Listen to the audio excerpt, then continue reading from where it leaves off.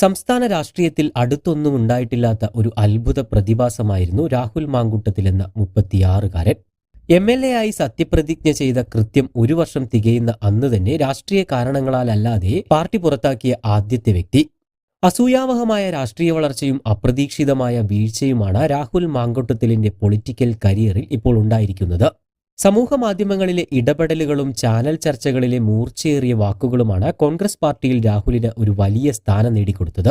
Youth Congress അധ്യക്ഷൻ, Palakkad MLA എന്നീ പദവികൾ കേവലം 2 വർഷം കൊണ്ട് രാഹുൽ നേടിയെടുത്ത സുപ്രധാന പദവികളാണ്. പിണറായി വിജയനെ വിജയൻ എന്ന് വിളിച്ച് കോൺഗ്രസ് അണികളെ ഹരം കൊള്ളിച്ചും ചാനൽ ചർച്ചയിലെ വാദങ്ങളോട് കാച്ചിക്കുറുക്കിയ മറുവാദങ്ങൾ ഉയർത്തിയും നല്ല കവലപ്രസംഗങ്ങൾ കാഴ്ചവെച്ചുമാണ് യൂത്ത് കോൺഗ്രസ് ജനറൽ സെക്രട്ടറി ആയിരുന്ന രാഹുലിനെ കേരളമാകെ അറിയുന്നത്. ഇപ്പോൾ ഇതാ യുവതിയെ ബലാത്സംഗം ചെയ്യുകയും ഭീഷണിപ്പെടുത്തി ഗർഭചിത്രം നടത്തുകയും ചെയ്തുവെന്ന കേസിൽ രാഹുൽ മാങ്കൂട്ടത്തിലിന് മുൻകൂർ ജാമ്യം നിഷേധിച്ചിരിക്കുകയാണ് കോടതി. ഇതിനു പിന്നാലെ പാർട്ടിയും പ്രാഥമികാംഗത്വത്തിൽ നിന്നും പുറത്താക്കിയതോടെ നേതാവിൽ അവിശ്വാസം പ്രകടിപ്പിച്ചിരിക്കുകയാണ് അണികൾ. ഇത് രാഹുലിന്റെ രാഷ്ട്രീയ ഭാവിക്കേറ്റ ഒരു വലിയ തിരിച്ചടി തന്നെയാണ്. കേരള രാഷ്ട്രീയം ഇപ്പോൾ വലിയ രീതിയിൽ ചർച്ച ചെയ്തുകൊണ്ടിരിക്കുന്ന ഈ രാഹുൽ മാങ്കൂട്ടത്തിൽ ആരാണെന്ന് നമുക്കൊന്ന് പരിശോധിക്കാം. 1989 നവംബർ 12-ന് പത്തനംതിട്ട അടൂരിലാണ് രാഹുൽ മാങ്കൂട്ടത്തിലിന്റെ ജനനം. 4 വയസ്സുള്ളപ്പോൾ പിതാവിന് നഷ്ടമായ രാഹുലിനെ വളർത്തി വലുതാക്കിയത് കേന്ദ്ര സർക്കാർ ഉദ്യോഗസ്ഥയായ അമ്മ ബീനയാണ്. അച്ഛനും ഉദ്യോഗസ്ഥനായിരുന്നുവെങ്കിലും ഗദറിട്ട് നടക്കുന്ന നാട്ടിൽ കോൺഗ്രസ് പ്രസ്ഥാനത്തിനായി പ്രവർത്തിച്ചു വന്നിരുന്ന ഒരു വ്യക്തിയായിരുന്നു അദ്ദേഹം. പത്തനംതിട്ട കത്തോലിക്കേറ്റ് കോളേജിൽ പഠിക്കുമ്പോൾ 2006-ൽ KSUവിലൂടെയാണ് രാഹുൽ രാഷ്ട്രീയ ജീവിതം ആരംഭിക്കുന്നത്. തൊട്ടടുത്ത വർഷം KSU അടൂർ നിയോജക മണ്ഡലം പ്രസിഡന്റും യൂത്ത് കോൺഗ്രസിന്റെ പെരിങ്ങനാട് മണ്ഡലം കമ്മിറ്റി പ്രസിഡന്റുമായി.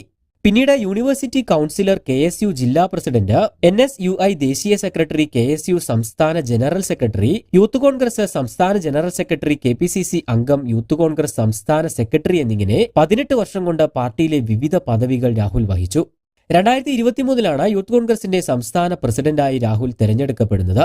അന്ന് 53,000-ലധികം വോട്ടുകൾക്കായിരുന്നു രാഹുലിന്റെ മിന്നും വിജയം. അച്ഛനോടുള്ള വൈകാരികമായ അടുപ്പമാണ് തന്നെ കോൺഗ്രസുകാരനാക്കിയതെന്ന് രാഹുൽ പല അഭിമുഖങ്ങളിലും പറഞ്ഞിട്ടുണ്ട്. പത്തനംതിട്ട മുണ്ടപ്പള്ളി പാറക്കൂട്ടം ആറ്റുവിളാകത്ത് S. രാജേന്ദ്രക്കുറുപ്പ് എന്ന രാഹുലിന്റെ പിതാവ് ഇന്ത്യൻ ആർമി ഓഫീസറും കറകളഞ്ഞ ഒരു കോൺഗ്രസുകാരനുമായിരുന്നു. Adoor Tapovan school, Pandalam Saint John's public school എന്നിവിടങ്ങളിൽ നിന്ന് പ്രാഥമിക വിദ്യാഭ്യാസം നേടി. പത്തനംതിട്ട കത്തോലിക്കേറ്റ് കോളേജിൽ നിന്ന് ബിരുദം നേടി. ഡൽഹി സെന്റ് സ്റ്റീഫൻസ് കോളേജിൽ നിന്ന് ചരിത്രത്തിൽ MA-യും ഇന്ദിരാഗാന്ധി ഓപ്പൺ യൂണിവേഴ്സിറ്റിയിൽ നിന്ന് ഇംഗ്ലീഷിൽ MA-യും നേടി. സർക്കാരിനെതിരെ പ്രതിപക്ഷ നിരയിൽ നിന്ന് ശക്തമായ വിമർശനങ്ങൾ ഉന്നയിച്ചുകൊണ്ടും സർക്കാർ വിരുദ്ധ സമരങ്ങളിലൂടെയും രാഹുൽ ശ്രദ്ധേയനായി. സെക്രട്ടേറിയറ്റ് മാർച്ചിലുണ്ടായ സംഘർഷവുമായി ബന്ധപ്പെട്ട് അടൂരിലെ വീട് വളഞ്ഞ രാഹുലിനെ അറസ്റ്റ് ചെയ്തത് കേരളമൊട്ടാകെ ചർച്ചയായിരുന്നു. ഭാവിയിൽ ഉന്നത പദവികൾ നേടിയെടുക്കാനുള്ള മിടുക്കും പ്രവർത്തകരെ ഒപ്പം നിർത്താനുള്ള കഴിവുമുണ്ടായിരുന്നു രാഹുലിന്. എന്നാൽ 2025 ഓഗസ്റ്റ് 21 രാഹുലിന്റെ രാഷ്ട്രീയ ജീവിതത്തിൽ വലിയ പതനത്തിന്റെ ആദ്യ സൈറൻ മുഴങ്ങിയ ദിനമായിരുന്നു. മലയാള നടി റിനി ആൻ ജോർജ് ഒരു യുവ രാഷ്ട്രീയക്കാരൻ തനിക്ക് അശ്ലീല സന്ദേശങ്ങൾ അയച്ച് ഒരു ഹോട്ടലിലേക്ക് ക്ഷണിച്ചുവെന്ന് ആരോപിച്ചതിനെ തുടർന്ന് രാഹുൽ സംസ്ഥാന യൂത്ത് കോൺഗ്രസ് പ്രസിഡന്റ് സ്ഥാനം രാജിവെച്ചിരുന്നു. ഇതിന് തൊട്ടുപിന്നാലെ തന്നെ രാഹുലിനെതിരെ ട്രാൻസ്ജെൻഡർ ആക്ടിവിസ്റ്റായ അവന്തിക വിഷ്ണുവും രംഗത്ത് വന്നിരുന്നു.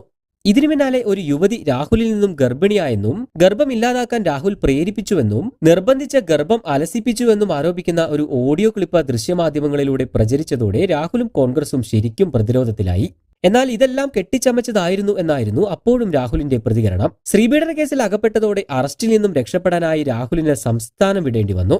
മുൻകൂർ ജാമ്യാപേക്ഷ കോടതി പരിഗണിക്കാനിരിക്കവേ രണ്ടാമത്തെ യുവതിയും രാഹുലിനെതിരെ ലൈംഗിക പീഡന പരാതിയുമായി രംഗത്ത് വന്നതോടെ കോൺഗ്രസ് നേതാക്കളെല്ലാം രാഹുലിനെ കൈയൊഴിയുകയും ചെയ്തു. ഒരു പൊതുപ്രവർത്തകൻ എങ്ങനെയാവരുതെന്നതിന്റെ ഉദാഹരണമായി രാഹുൽ മാറിയെന്നാണ് പലരും പറയുന്നത്. രാഹുലിന്റെ ഈ ദയനീയ പതനം ഓരോ രാഷ്ട്രീയ വിദ്യാർത്ഥികൾക്കും ഒരു പഠന വിഷയം തന്നെയാണ്.